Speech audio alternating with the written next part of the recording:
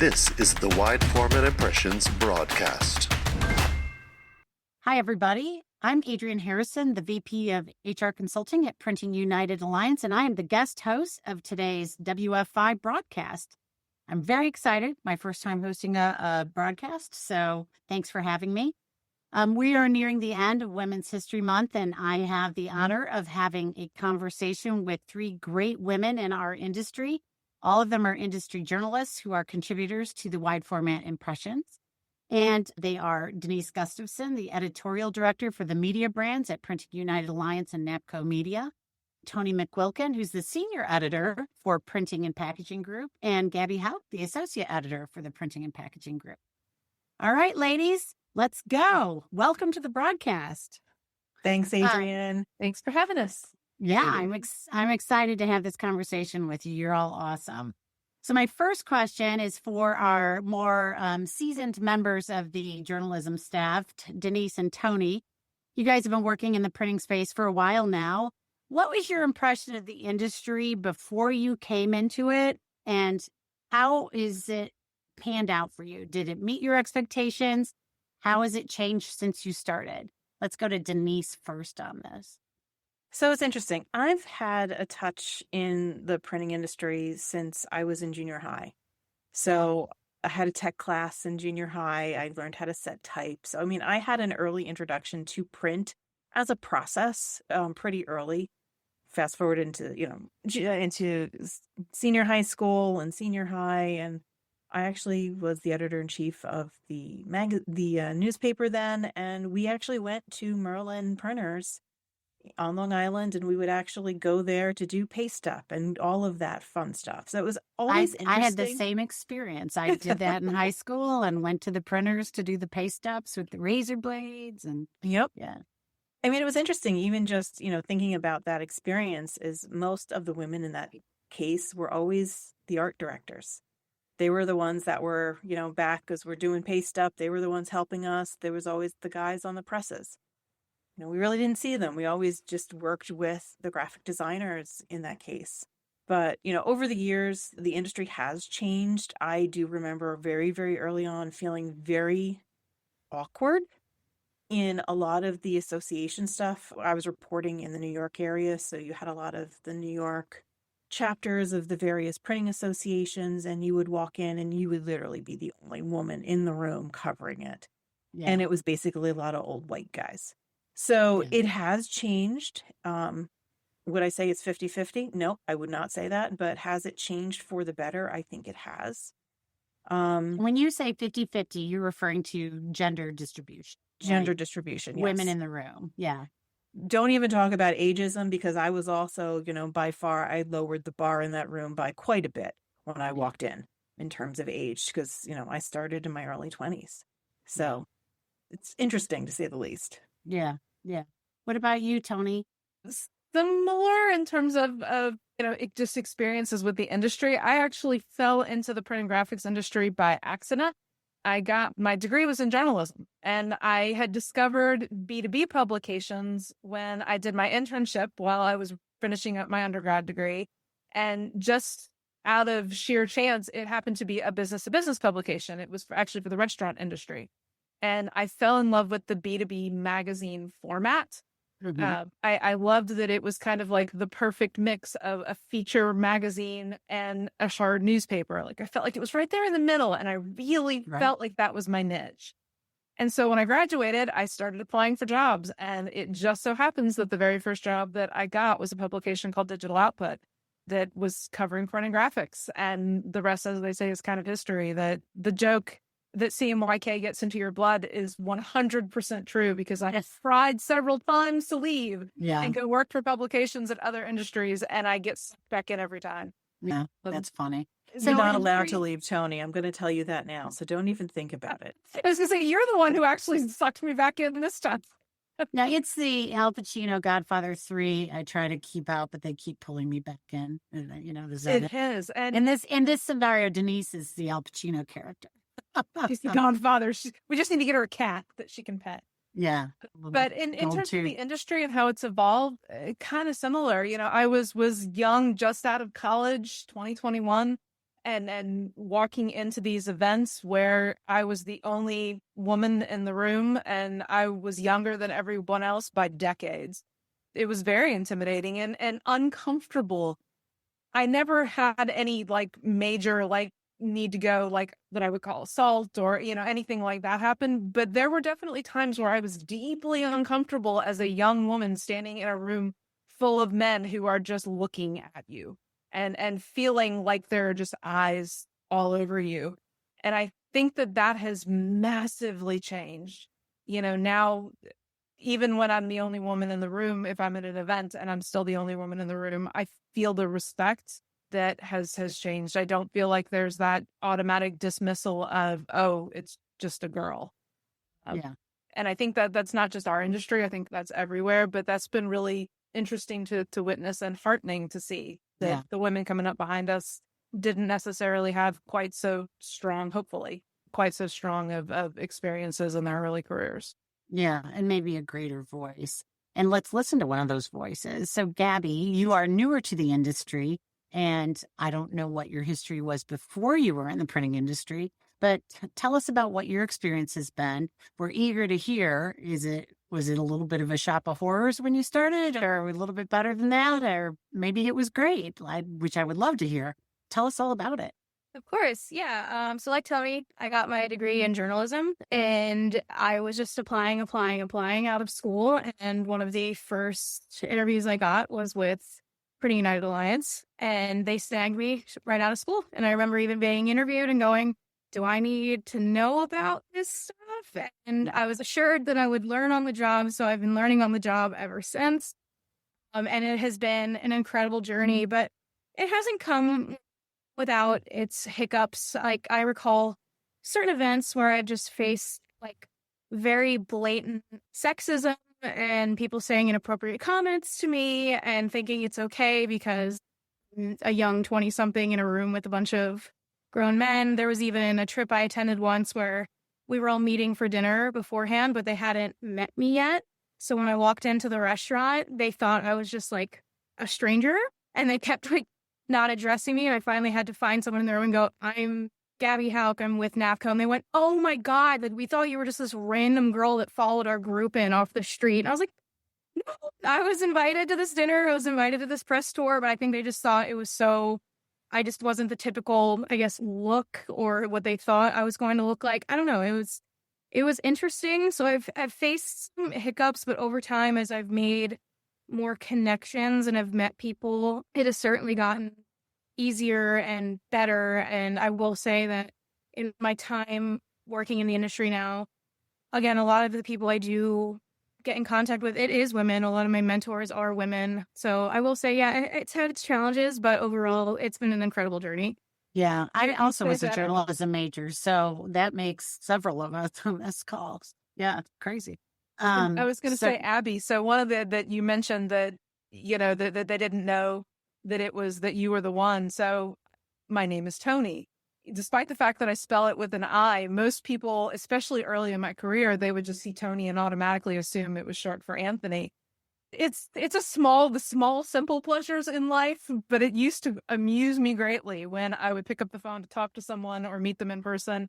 And just to see the disconnect in their head that they were expecting Anthony to walk into the room and instead they got me. And just watching them have to rewire in their brain and contend with the fact that the person that they thought as, a competent or they know what they're talking about, they've got a great reputation. But it's a girl? What do you mean it's a girl? Yeah. that was all. It's still, I have to admit, it's less these days because we do a lot more video. So people tend to know who I am, so I can't get away with that. But I still do occasionally take small pleasure when people that on the phone, they're like, oh, you're Toni. Oh, Toni, that Toni.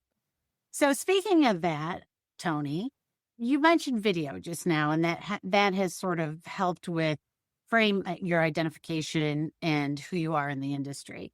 Tell me what you think it would take to change the behavior of like what you guys have talked about. Gabby experienced walking in a room and being completely overlooked until she's like, yes, look, hey, I'm somebody, And I'm positive that Denise as she went through her journey and it's gotten so much better.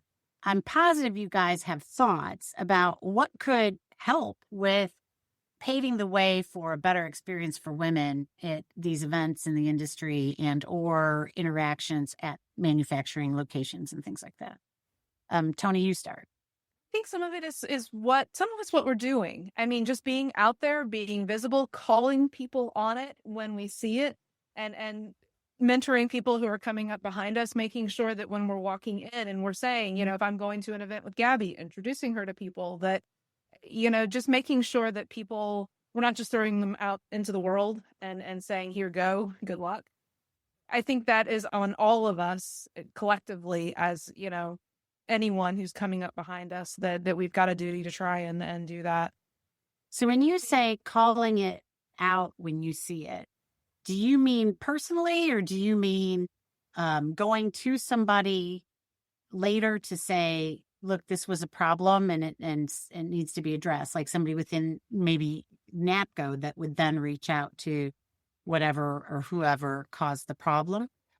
Because I feel like confronting it in the moment, that's a lot for people to take on. That is, and I'll be the first to admit that in situations like that, I tend to freeze up. Like I don't do well with conflict. Like I tend to want to remove myself from it. So I would be more inclined to do the second, to after the fact, either pull that person aside if there's somebody that I know, to say, look, I wasn't comfortable saying something in the moment, but I felt like this was a little bit inappropriate.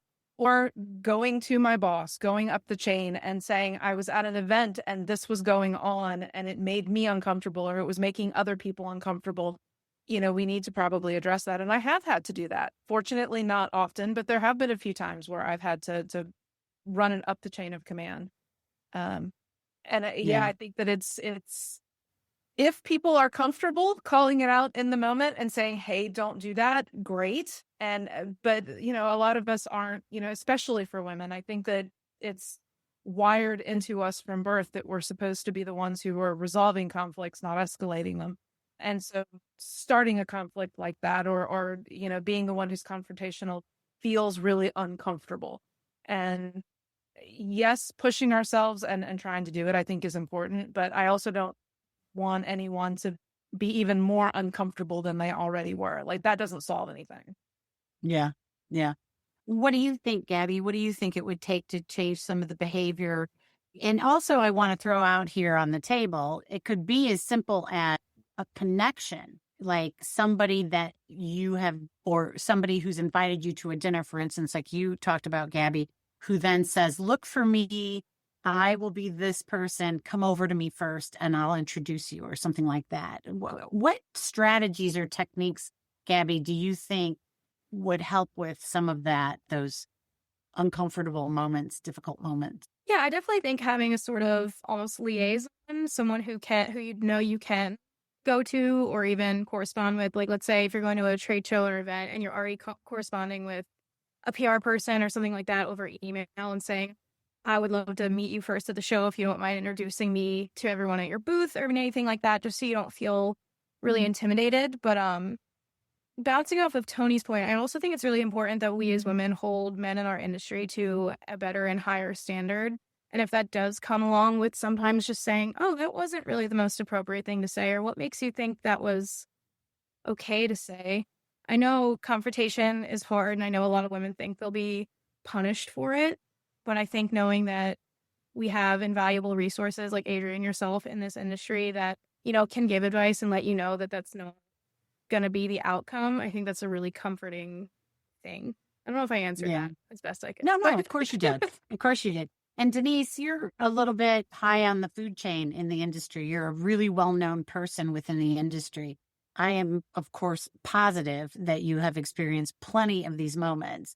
What do you think it would take to banish them to a distant memory? And what do you think we individually can do, and also as an industry can initiate to try and make it easier for women, and particularly women like you guys, journalists and other people who are suppliers who go to all these trade shows, they're in these environments all the time and facing these sort of challenges regularly?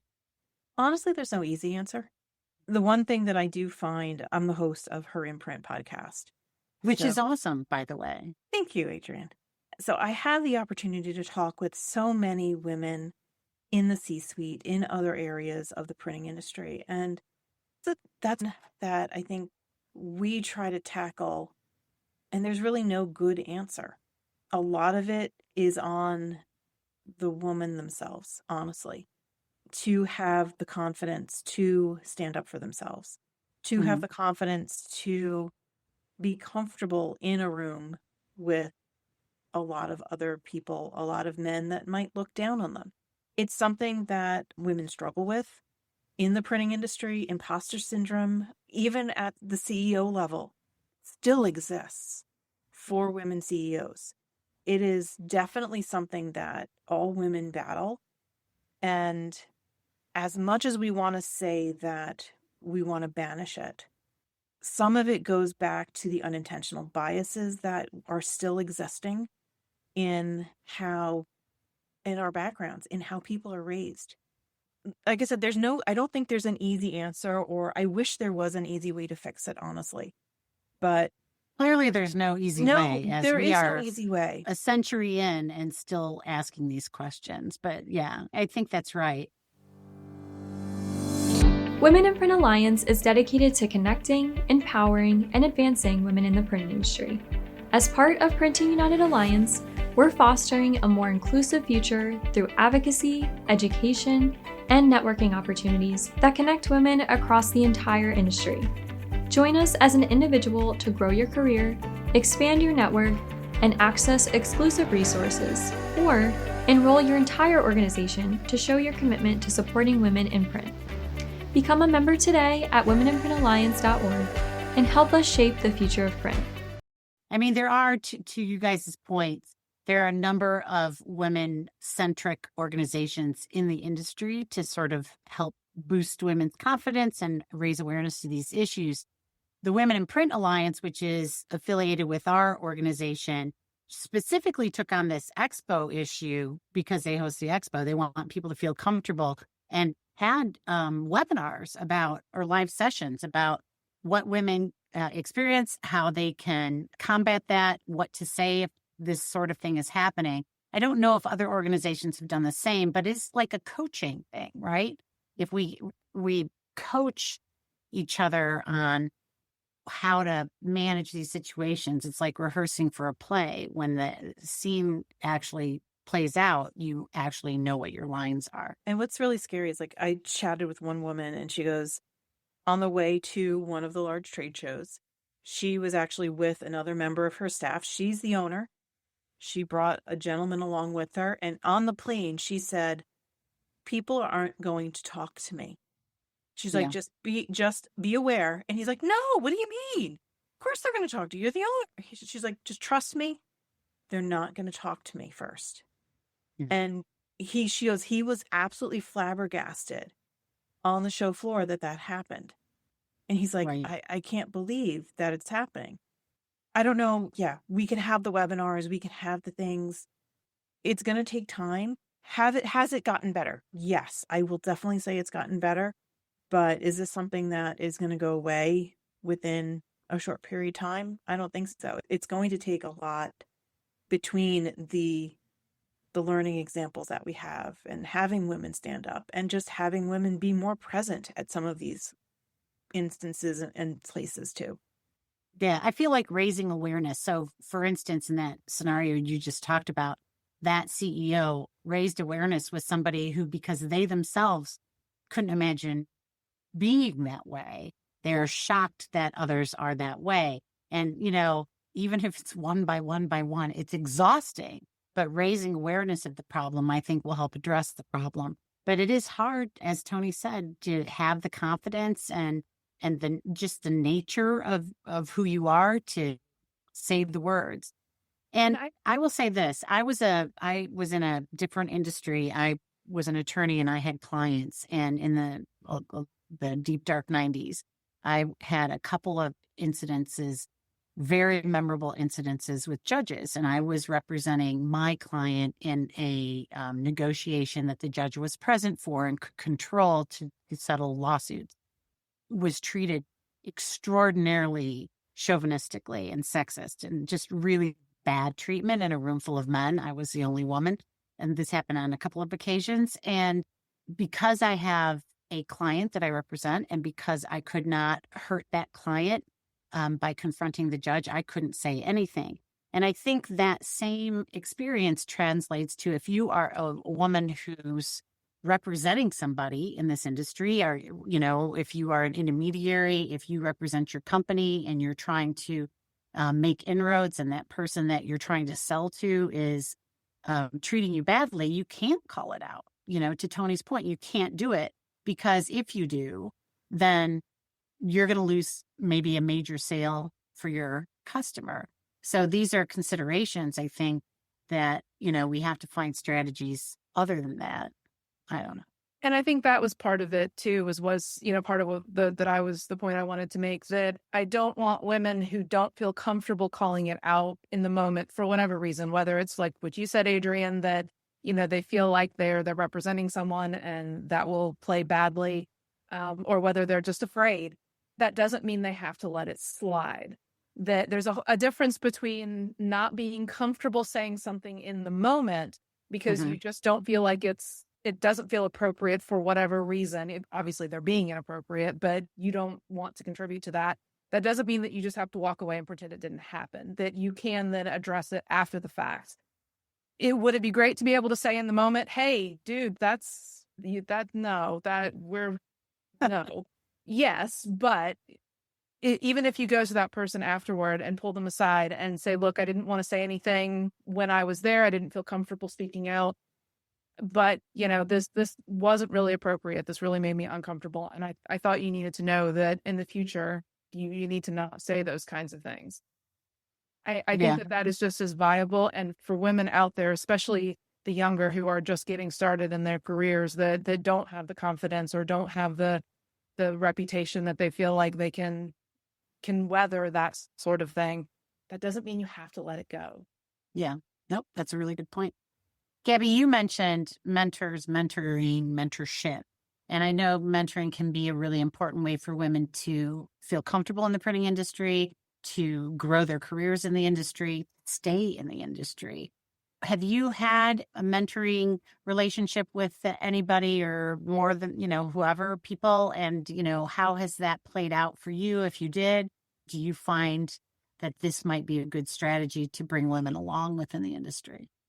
Of course, I feel like I almost owe every woman on my team a nod to mentoring me, in a sense, especially Denise and Ashley Roberts. They were there kind of through my onboarding and like my first steps, and taking me to my first trade shows and making sure I was comfortable. And I even still have like monthly one-on-ones with Denise where she asks, like, are you okay? Is everything okay? No one's making you cry, are they? Like, she just cares so immensely and so much. And they've helped me feel so much more comfortable in this space. And it is something that I am truly grateful for. Now, I don't know where you are in as far as who all is on your team and who you interact with within your business, but have you found yourself to have an opportunity to pay that forward? Are you far enough along now that you feel like you could mentor somebody? That is a great question. I feel like if we were to get any sort of, editorial intern that came in or anything, I would love to be that person that they feel like they can turn to for questions. You're ready. You're ready. I'm ready. I haven't been presented the opportunity yet, but if it does present itself, I would be happy to take it on. Yeah. Denise and Toni. So Denise, you just got name checked here as somebody who's been in a mentoring role. Did you have mentors? And clearly the pay it forward thing's happening, but talk about your experience with mentoring, if you've had mentors, and how maybe that has helped you within the printing industry and within your career. I did have some. A lot of it, though, I did have to learn on my own, to be honest. In my early career, my main editor that I worked with did not work in the same office as me. So that makes it a little bit more difficult because they weren't close.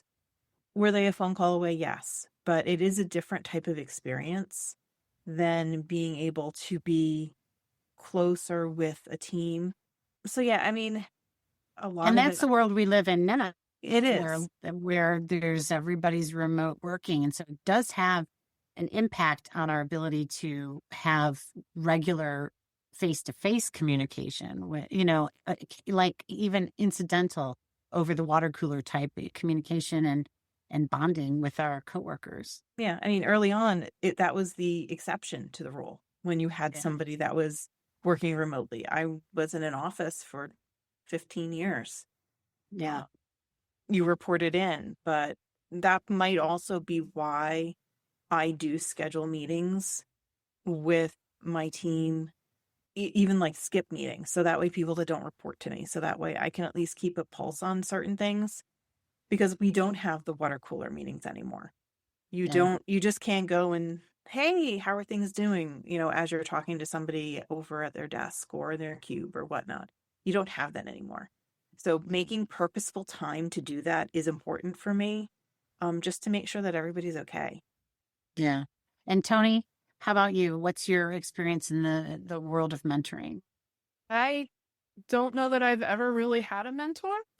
I've had people, early in my career, I had bosses that would answer questions. Like if I had specific questions about how does this work or how do I do this, Hmm. and they were great with that. But I never had anybody that helped me sit down and figure out, okay, how do I navigate going to trade shows? How do I navigate being the only woman in the room? How do I navigate going and covering events? It was just, here's the assignment, go figure it out. And so that was pretty much how I learned and how I built my career, was just figuring it out. Yeah. I've been lucky that I've had some great colleagues. Like Denise and I have known each other for way too long. We've been Not long friends- enough. Not long enough. We've been friends for a very long time. And so, I've had relationships like that where when there's frustrations or I encounter something or there's a problem, that I've got somebody I can bounce things off of. And I've got, multiple people like that in my life, but no one that I would call like a mentor-mentee relationship where, they're helping me to build my career up and figure out my place in it. It was just, here's the wolf pit. Good luck. Yeah.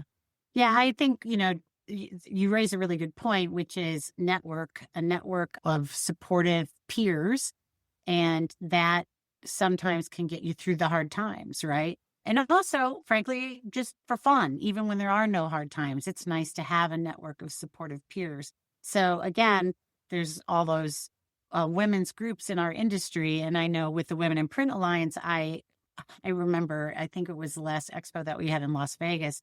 We were at some cocktail hour or something. There were many drinks served. I'm not much of a drinker, so, I'm a little bit of a lick the cat person, but I remember meeting so many awesome women in that room, and everybody was just having fun and actually not focusing on the hard things. And that felt good to establish those relationships, because later when you have the hard things, then you can turn to each other, I think, for help. Support each other. Yeah. So all of this talk about there not being water coolers to hang out in anymore. And, Gabby's probably thinking, what was that even like? Talk to me about culture. What would you say is the kind of thing that a company could do, and that's part of their culture, that would make a world more hospitable for women in their company? Gabby, what about you? What do you think? I guess it's more specific to us, but I feel like the events we have and the staff we send them, it really gives me an opportunity to get to know people that I wouldn't get to know on a daily basis. Obviously, not every company can do the same thing and host those same, summits, trade shows, everything like that. But I feel just as if it is a experience where you are working remote, just making sure that you maybe do take that time to reschedule like an optional in-office day, maybe once a month, or a happy hour, or saying we're going to bring in lunch today. Like everyone should come into the office and come, just chat. And even, I don't know, that's the same case for like holiday parties and everything. I think our holiday party this year, it was the first time where all of our desks were full. And usually it's not an issue finding a desk, but this year I walked in and every desk was full. And I was like, oh my God, my usual spot's taken. And it was just great, again, getting to talk to people that I don't normally get to on a regular basis. So I think just taking the time to plan events to kind of get people together is really great for culture and something that people can do to ensure that voices are being heard and people get to interact with one another.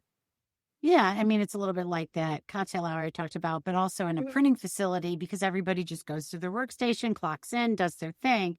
Like you said, bring in lunch or have some sort of event or holiday party, give people a chance to interact is a good idea. What about you two, Denise and Toni? Do you guys have, I mean, you've toured a million facilities. I'm sure you've seen ones with what appear to be great culture and other ones with not as great culture. What do you think makes a company a great place for women?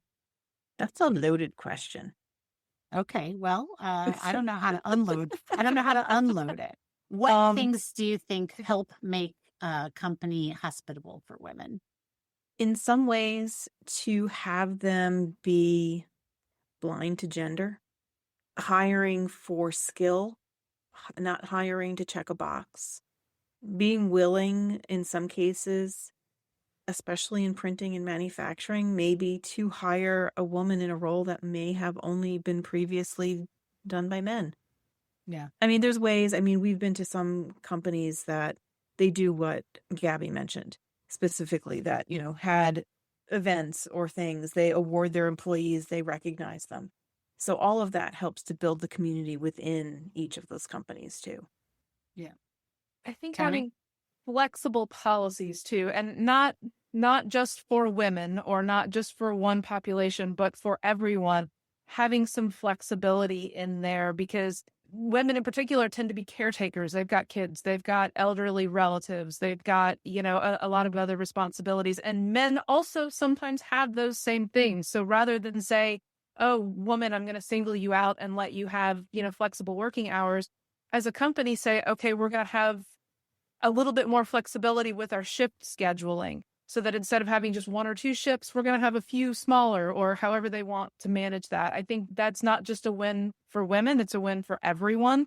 But in particular, it makes places, I think, more hospitable for women that can work around some of those other demands on all of our time that I think impact everybody. Absolutely. All right, lightning round. I think we have only a couple minutes left. So give it to me in a lightning round format. We'll go Toni, Gabby, Denise.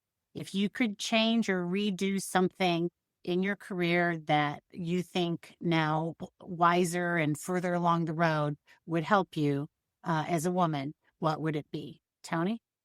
Oh gosh, that's hard. I think standing up for myself more and not letting it slide. That even if I didn't say something in the moment, actually saying something later. And I think especially earlier in my career, I just sort of swallowed it and never said anything to anybody. So I wish that I had the confidence to say more earlier.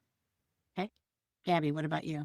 I probably agree and say the same, especially because some of the stories I shared today, they are the first time I've shared them. So I've definitely swallowed it and didn't think it was, important enough, or it wasn't something to bring forward. So I will do that for the future. Yeah. Thank you for sharing them. Denise? I would a lightning say round answer. advocating more for myself in terms of promotion and opportunities. It's hard. Women are not taught that. And we all know you don't get what you don't ask for. All right. Well, you guys have been absolutely rock stars. And as a person who interacts with you all at these events and in other contexts, I just want you to know that I look at all of you as people that I see in the industry as a network that I can rely on when the going gets rough. And let's hear it for Women's History Month. Listen to Her Imprint podcast. Join the Women in Print Alliance or any other women's group that is in your segment. And let's go, women. Thanks, Adriane. Thanks so much. Thanks, Adriane. You've been listening to the Wide Format Impressions broadcast. You can find more great content at wideformatimpressions.com.